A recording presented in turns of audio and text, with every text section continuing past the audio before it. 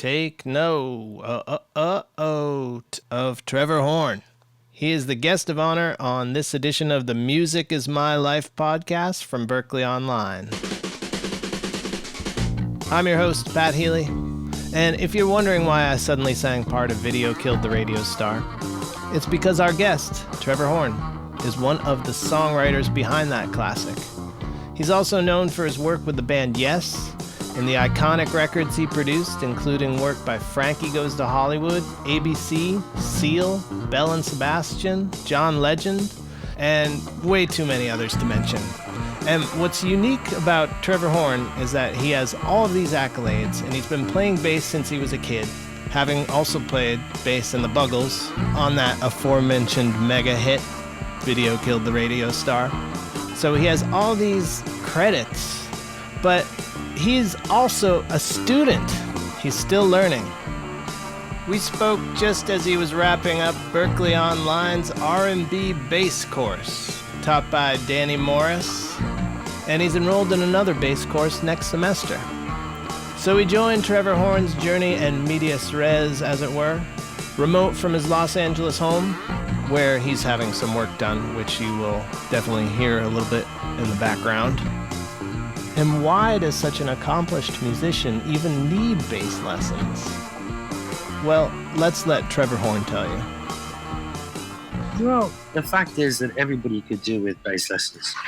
And so I'm sorry about the drilling outside, but what I found was that, I was doing a lot of shows in the summer, and then playing on the odd track that I was working on, but I wasn't doing much bass playing. So every summer I would have to kind of get my hands hard again and get myself into a place where I could play without thinking too much. Mm-hmm. And this summer, when I finished, I thought, screw it, I'm going to do something about this. I'm going to find a way of playing all the time. A friend of mine did a Berklee arranging course, and I use him all the time. He's a brilliant arranger, so I thought, I'll do the bass course. Great. So how has it been? Has it indeed kept you limber? Yeah, it's actually, you see, the thing is, even though I used to sight read for bass all the time. That was what I was sort of good at. I was completely self-taught. Mm-hmm. No one ever taught me anything. So to actually, although my father was a double bass player, he showed me the basics, but everything else I worked out for myself. It was great to have, I really like the way that Danny Morris plays the bass guitar. And it was funny because deciding to do the course coincided with an offer. I'm very friendly with a lot of the guys that were in Dire Straits, and they were doing a tour of Brazil in January this year. And just out of the blue, one of them said to me, why don't you come and play bass? Which I did. And it was a 2.25 hour show. So it was a long show. And I found that the fact that I was doing the course was a really good thing. Right. I'd imagine you're the only person in that particular class who was doing the bass line to every Dire Straits song professionally on any given night. Yes, it's funny, isn't it? I didn't expect, because they've all played it so many times, I didn't expect them to play it lots of times just for me, So I learned it like it was a gig, like I was going to be able to get up there and just play straight away with them, which I did up to a point. I didn't manage to get everything right, but I got most of it. I found the course really helpful and in fact, I'm running late with my homework for this week because one of the parts is so difficult to play because it's so fast that I've been trying to do it for a day and a half. I've nearly got it, but I'm sure I'm going to get it this lunchtime. Oh, that's great. What's the part? I Was Made to Love Her. Oh, yeah. Yep. It's just really fast. And I'm trying to play with my fingers, and I normally play with a pick. So tell me a little bit about, you mentioned your dad being a double bass player, and was that a huge reason for you wanting to pick up the instrument? Yes, because it was there, the double bass. But it wasn't, when I was in my teens, I was much more interested in guitar. Mm-hmm. Because you got more girls when you played lead guitar. And I used to just play the bass to depth for my dad and earn money. But then as time went on, I realized because the bass guitar was a new instrument, virtually nobody could read for it. I mean, the old double bass players could, but the problem was the parts were changing so rapidly. I mean, can you imagine playing I Want You Back or Seduke on a double bass, you know? Right. That's a lot of notes to cram in there in a huge amount of space. So suddenly, a lot of the old double bass players, they wanted somebody young who could read and play with the pick. And I could do that. So that's what I started to do, you know, like anybody else, you know, trying to earn a living. And that's what I did till I was 30. Right. Now, you mentioned the double bass players having difficulty with newer parts. Did your dad ever express that to you? Or did he take to the electric bass guitar pretty quickly? Or Well, my dad took to the electric bass really quickly. He said, this is brilliant. It's going to sort the bluffers out from the people who actually know what they're playing. Mm-hmm. Whereas when my father played double bass, he would occasionally come across other double bass players who were playing it like it was a skiffle bass, you know? Right. Literally making a thump and not really giving a damn about what note they played. Yeah. That's why, obviously, why they called the Fender Precision bass, because it was the first time the bass had frets, you know? Right. That's a great point. And my dad was really pleased with that. He said, now you either play the right note or the wrong note. There's nothing in between. Right. And so he liked it. Hang on, I'm going to go inside because this is too much of a pain in the ass. Okay. This should be better now. Okay.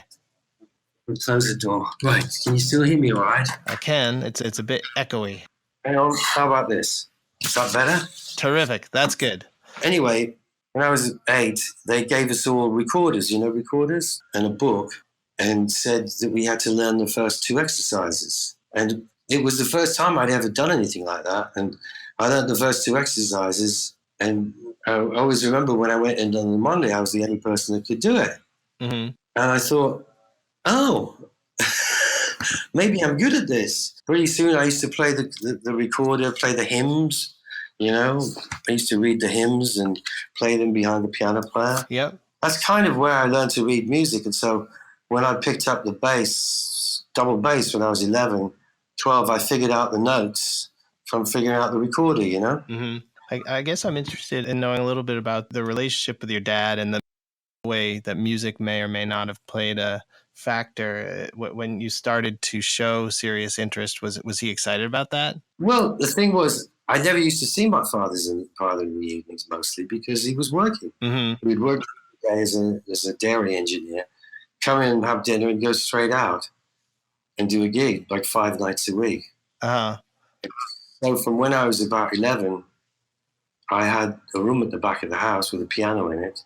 And I used to go in there every evening, and I had my dad's 4-string guitar, and I learned how to play the guitar from looking at books and also figuring out the triads, you know? Yeah. My dad told me about triads, major and minor triads, and I worked them out where they were on the bass and on the guitar. And that's what I used to sort of do every evening for a couple of years. And then I started to do depths for my dad on the double bass. If he couldn't make the first set, when I was about sort of 12 or 13, I would go and do the first set for him. Oh, wow. The rest of the band went crazy about it. But, you know, we're talking about stuff like, you know, the old kind of foxtrot quick-step stuff where the bass would play boom-ch, boom-ch, boom-ch for the first sort of 32 bars, and then it would all move up a key and the bass would start going boom, boom, boom, boom. Those sort of arrangements, you know? Yeah. Loads of that stuff. And I always remember Let's Twist Again, playing that as well. Boom, boom, boom, boom, boom, boom, boom, boom, boom, boom, boom, boom, boom. You know? So, but really, at the time, I was much more interested in the Beatles, the Rolling Stones, and Bob Dylan, you know? Is that what you did when you had your own band that you played electric guitar in? Yeah, we were called the Outer Limits, and we played mainly the Kinks and anything that was really easy. Yeah. You know, with not many chords, you know? Right. And at what point in this whole discovery did you realize that you could get a career for yourself going? Well, when I left school, because I'd spent all my time playing around with music, I neglected all of my studies and I got lousy results to go back to college. But by this point, I was doing a Bob Dylan imitation act as well, where I would do a folk act, you know, with a harmonica around my neck. I was doing that 2 nights a week as well as playing the odd gig, on the bass. I suppose when I got to about 17 and a half, after a sort of succession of awful day jobs, and I was working 5 nights a week in a semi-pro band, playing, stuff from the top 40 and dance music, all that shit, the usual stuff. I suddenly thought, I realized this whole working during the day is a bit of a joke, really, because the only thing I'm interested in is music, and I'm never going to be any good at this stuff, and I woke my parents up at 4 o'clock in the morning to tell them that I decided that whatever the risks, I was going to have a career in music. And how did they react? They were horrified. Well, I imagine the timing could have been a little bit better. Yeah, my father said, "You're just not good enough. You're not good enough to be professional." And he was right. He had the wherewithal at 4 a.m. to say that? Yes. Wow. And he said, and it's a hard life. You've got no idea what you're getting into. And but I said, I don't care, because I know it's the only thing that I think I can succeed at, and the only thing I'm interested in, So they begged me to get one more job, and I got a job as a progress chaser in a plastic bag factory. Okay. But I only lasted 3 months, and then I got sacked. It wasn't my fault, but they had to get rid of somebody, and they gave me. I always remember they gave me 2 weeks' money, and I walked out. I was so happy. I said, "That's it. I'm never going into that world again." And my parents were horrified. I said, "I'm going to get the Melody Maker tomorrow, and I'll find a professional job." And my dad was like, "It's never going to happen." And then just out of the blue, the following day, the day after I got sacked, one of the 2 local professional band leaders showed up at my door and said, I want you to play in my band. I want you to start in a month's time. Well, then. I was gobsmacked. I said, "But you've never heard me play." I had met him because it turned out this band leader lived in a village right next door to a guy that I was working with in a rubber company that I worked at. And it's very complicated. And he'd mentioned me to this band leader. Yeah.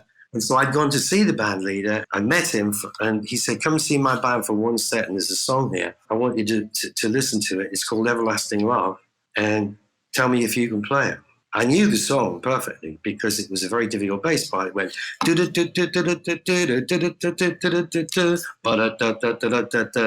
it was very fast, and you could only really play it with a pick. I think it was John Paul Jones on the record. Right. Is that the same one? The "Open Up Your Arms"? Yeah. Open up your eyes, don't you? That one. Yep. Anyway, I watched his band for a set, and I saw how his bass player was an old double bass player, and he couldn't get anywhere near the part. And afterwards, the band leader said to me, "Can you play that part?" And I said, "Yep, I can play that." So he said, "Well, if I need you, I'll call you."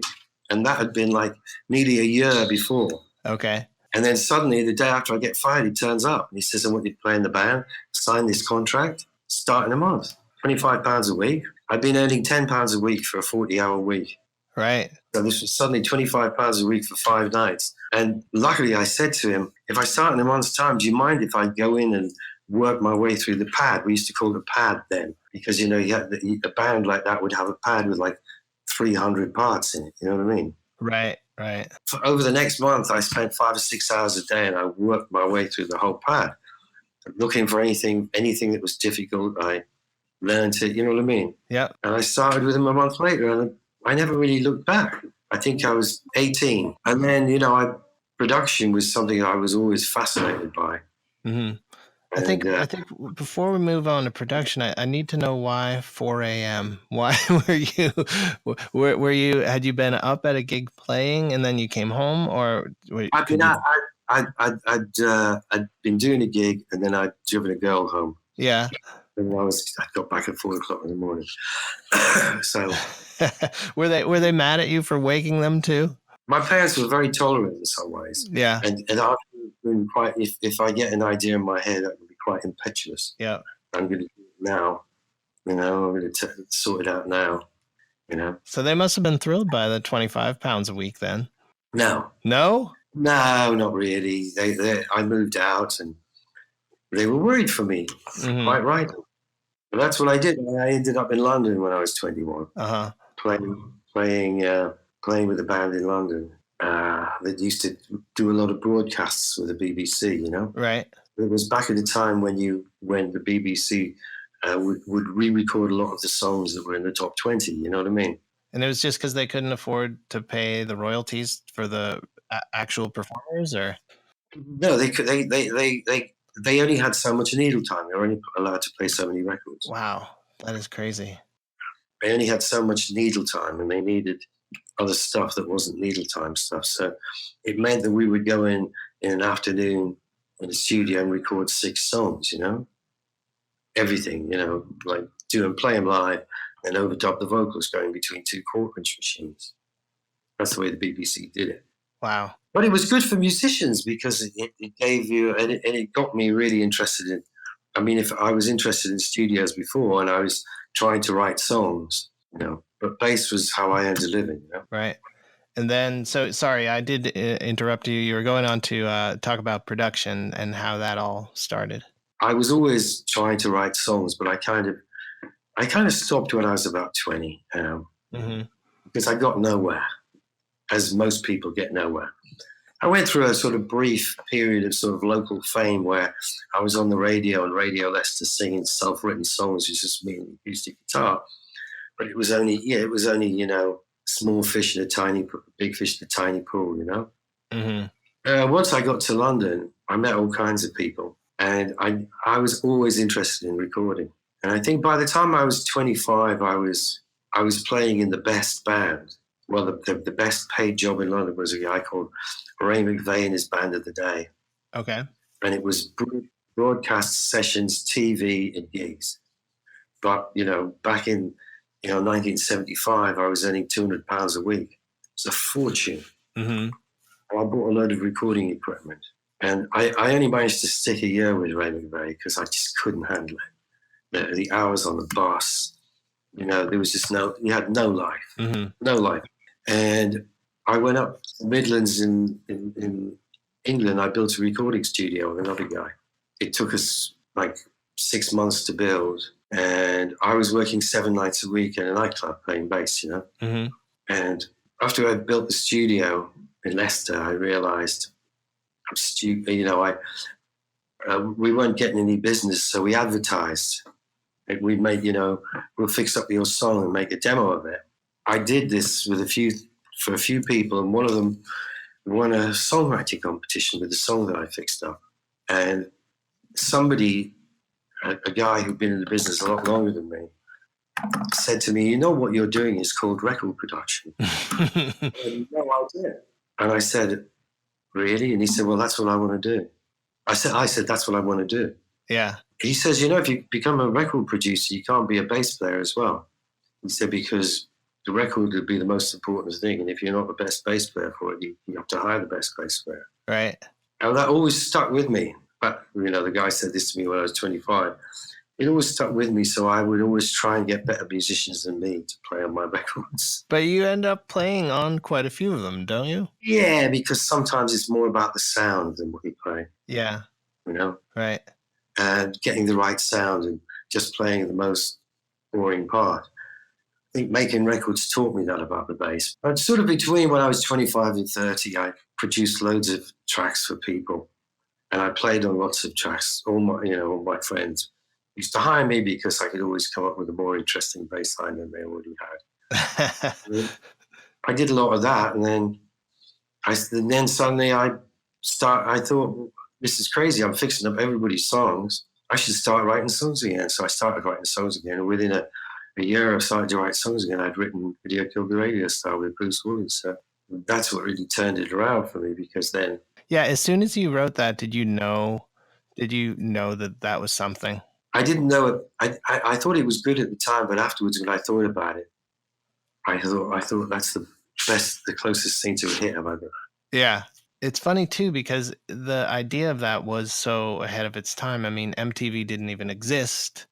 But I guess, how did you know that was going to happen? Because I was reading J.G. Ballard all the time. Because you were what? I was hanging out with Bruce Woolley during the day, a guy called Bruce. Mm-hmm. Really good guitar player, singer, beautiful singer, and a good writer. I always liked his voice. And we were reading J.G. Ballard, and we were envisaging a record label with a huge computer in the basement where they were designing records, and they were making the whole record and the video that went with it on the computer. Mm-hmm. So that was what was in our heads, you know.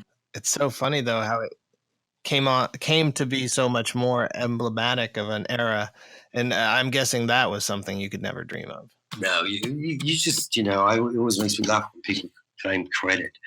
Like, I'm clever because I thought of that. Mm-hmm. I mean, you know, Video Killed the Radio Star just popped in my head whole as a line, as though somebody whispered it in my ear. Yeah. Bruce said, "You can't say that." I said, "Why not?" And he said, "Because there's two groups. You mentioned the name of two groups, Snips and the Video Kings and the Radio Stars." Oh, wow. I said, "Oh." He said, "They'll be long gone by the time this comes out." Yeah, I've never even heard of either of those groups.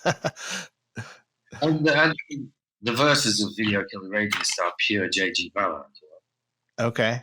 They're not taken verbatim, but they're about the sort of future world. Right.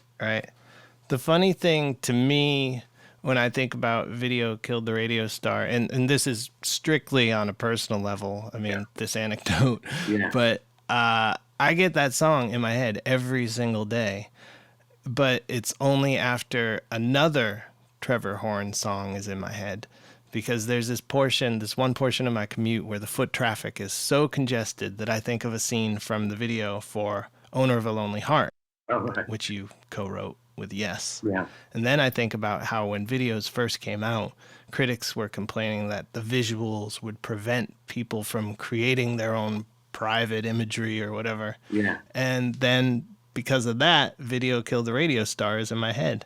And it's interesting to think back on those early days of video and how that was a really big concern, and that people wouldn't be able to dissociate the prescribed imagery from the actual video to use their own imaginations. I know, it's a funny thing, because I wonder how many of the songs that we liked in the 60s, how they would have been affected by having... I mean, the Beatles did start making videos, but, you know, I don't think of those songs. I don't think of videos when I think of those songs. Right. You don't think of like that scene. Oh, actually, I don't know. When I hear Help, I kind of think of the skiing scene a little bit. I think of Summer Holidays by the Seaside. Yeah, that's a more pure memory, probably. Yeah. But so from there, I always did think it was interesting that you had this new wave, such a huge new wave hit, and then you went on to join Yes, which doesn't seem like an intuitive fit from the get-go. From the moment I first heard Starship Trooper, I loved Yes. How could you not if you were a bass player? I mean, Chris Squire kind of took it to a whole level that I never thought he could go to in a way. And because he played with a pick and had this amazing bright sound that had loads of weight to it as well, I'd never heard anything like that. And so all the way through the 70s, I was a dedicated bass player.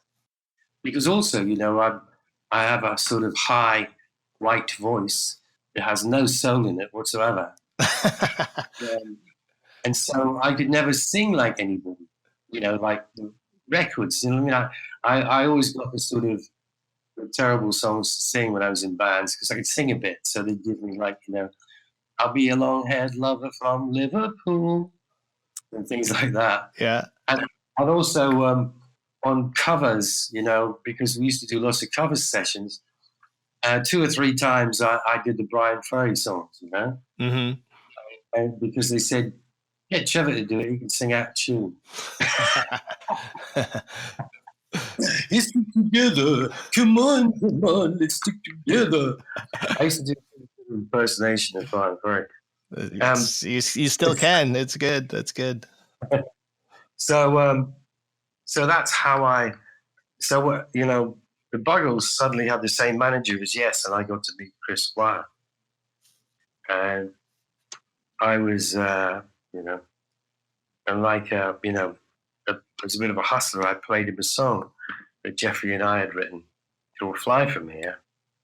We Can Fly From Here. And he said the fateful words, hey, you sound a bit like John Anderson. So that's how I got suckered into it. I had no idea John Anderson had fallen out with them. I had no idea what was going on. I thought they were just going to do mine and Jeffrey's song.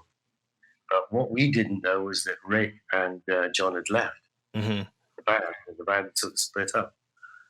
So that's how I ended up with them.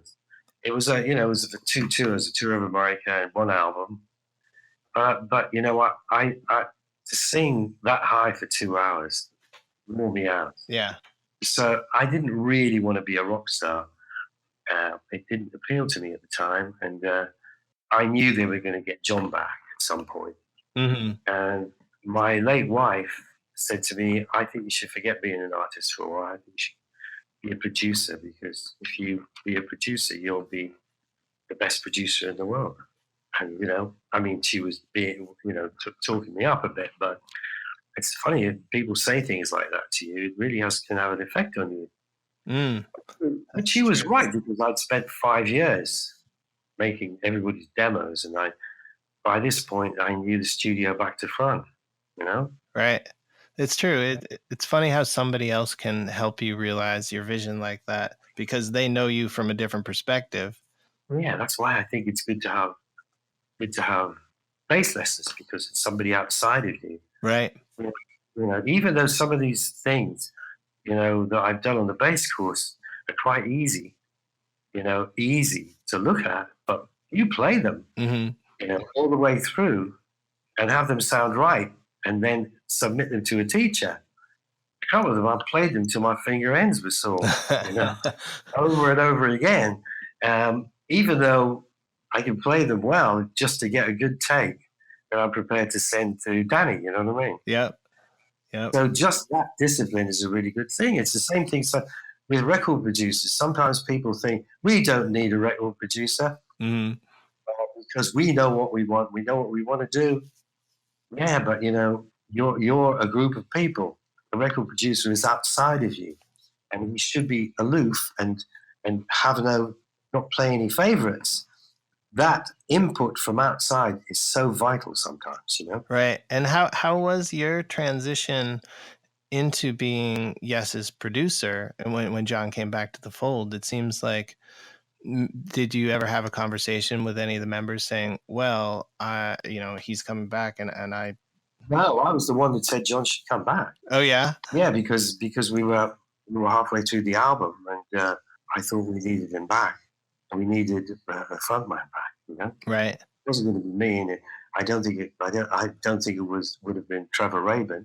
It certainly wasn't Chris. It had to be John. Yeah. And so I had to go and see him, and of course I had to record him. Right. When you say how was it, when I took on Yes, I was at that point in time the most successful producer in the world. You played the ego card. Like I've done Frankie Goes to Hollywood. I've done Malcolm McLaren. I hadn't done Frankie Goes to Hollywood at that point. I'd done it. Oh, you hadn't even done it. What were the ones that you were? I was singing Malcolm McLaren and Art of Noise. Yeah. So I had big mainstream success with ABC. Right. Really big sort of success with the Art of Noise, and Malcolm McLaren. I was always at the dance charts, so that was happening. Yeah. Every week I was crazy to do Yes, just the same way that they said that I was crazy to join them. Yeah. So how was it to go back to it? It was great because I'd been in the band with the guys, so I could work with them in a way that I couldn't work with other people. I mean, there was one point where they didn't want to do Under the Lonely Heart. They played it so many times, and I kept saying it's not right. It's got to be simpler. But in the end, Chris said, I don't think this song's right for us, And because I'd been in the band, I was able to kind of get crazy with them, Like I got on the floor and crawled around the floor shouting and saying, you can't do this to me. I'm the best record producer. Sorry, not the best. I'm the most successful producer in the world, and you're going to bring me down now because you won't do this song. Please, I beg you, let me program the drums on this song. Please, please. And, I kept going on about it. Please, just let me program the drums. and we'll start from there rather than you all playing it, you know. But they'd never done that before. You see, they'd never played to a thread, and they'd never tried it the other way around. And I don't think I think if I hadn't been in the band, I wouldn't have been able to get them to do it. Uh-huh. And of course, Chris came along when I programmed the drums, and so did Alan. And they got quite fascinated. We did it on an MPC, and that sort of led on to other things. That's great. So it was good that I've been in the band. When you look at your life's journey in music and all of the different stations you've held, you know, producer, bass player, band leader, even for a time, what is it that makes you most satisfied? Do you know, I think you get the most instant pleasure from being a band leader. I've got a great band. They're all young. Some of them are absolutely brilliant players, you know. And when you see a bunch of young people, and it's a 9-piece band, you know, 2 guitars, 2 keyboards, bass, drums, samples, and 2 singers, you know. I think you get the most instant satisfaction watching young people play music they're really enjoying and coming out of themselves and learning what it's like to entertain an audience and play something in front of, you know, where 15,000 people. That's the most, you know, instant gratification. Records are, you know, you've got to want to do it. You've got to like the song. Right. Or they've got to be paying you a lot of money. One of the two. Right. Because it's hard work. Being a bass player is, you know, just playing the bass is also a very satisfying thing. You know, when I was just playing the bass in January in Brazil, Mm-hmm. I really enjoyed it because I was playing with a great drummer, a guy called Steve Ferroni. He's the best guy I've played with. The only guy I played with is as good as Ash Sohn, who's the guy in my band. Well, it sounds like you need to have all of these facets in your life, a little bit of production, a little bit of bass playing, a little bit of leading a band. And have you always had continuing music education in your life as well? Or is this the first time you've gone back to it in a while? This is the first time I've gone back to it. Wow. And it makes me think, well, because I haven't needed to, you know. The reading thing, I kind of stopped. You know, people don't read on my sessions, you know, when you're making a record. Right. People aren't reading. Unless it's the string players and the horn players, and they're done in an hour, you know what I mean? Mm-hmm. Everybody does. But what I found over the years is that being able to read has been, you know, to be in really good stead in terms of, you know, like for instance, if you're producing a singer, you know, and they're singing, you know, I had to do a load of pre-records for Mona Lisa's Smile. And they were all old songs from 1949.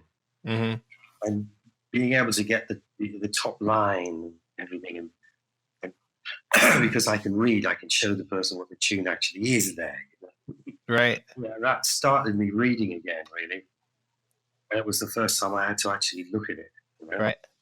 And a few times over the years, you know, smart-ass musicians have tried to catch me out. You know? And I have thwarted them. Yeah. That's great. One last question, I guess, is what is the production, the piece of produced music that you've had a hand in that you are most proud of after all these years? I would have probably said the 4 albums that I did with Seal. I produced the first 4 Seal albums.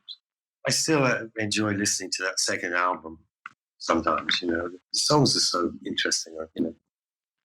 The only guy that could do a song in 7/8, you know, and make it seem like it was nothing, you know. What was it about your chemistry with him that really clicked? We both liked the same records. We both were big Dionne Warwick fans. We both liked Crosby, Stills and Nash. And Seal's the best one-note bass player I ever came across. Oh, yeah? How's that? He plays bass like an African drum. It's amazing. I can't do it. Huh. That's funny because he actually expressed some interest in taking a course with us. It was Learn to DJ with Tractor was the course. But I wonder how he'd do in some of the bass courses that you've been taking. Yeah, it's a funny thing. I'm going to see him today. I'm going to tell him he should do it because do it. We love this week's bass parts. You know, they're cool. You know.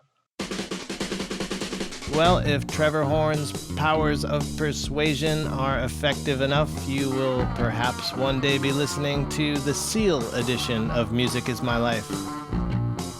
Visit us at online.berklee.edu/take note. Special thanks for assistance on this edition to Suzanne Deller, Gabriel Reifer-Cohen, Chandler Martin, Teo Waho, and to you for listening. Keep a lookout for a new podcast series coming from Berklee Online next month. Talk to you soon.